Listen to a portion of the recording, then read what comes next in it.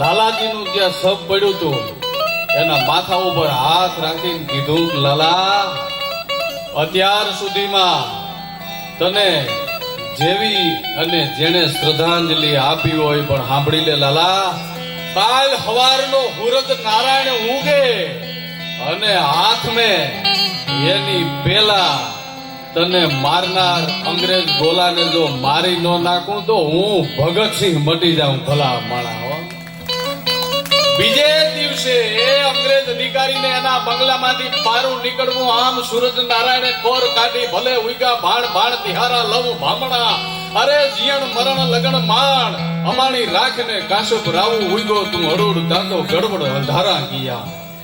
આમ સૂરજ નારાયણે કોર કાઢી અંગ્રેજ અધિકારીને એના બંગલામાંથી બારું નીકળવું અને ભગતસિંહની રિવોલ્વર માંથી ગોળીને છૂટવું. સાહેબ, અંગ્રેજ અધિકારીને ભડાકે દીધો.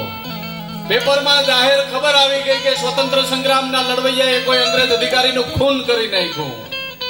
અને એમાં પંજાબમાં બેઠા બેઠા કિશન સરદાર ભગતસિંહના પિતાજી છાપું વાંચે છે.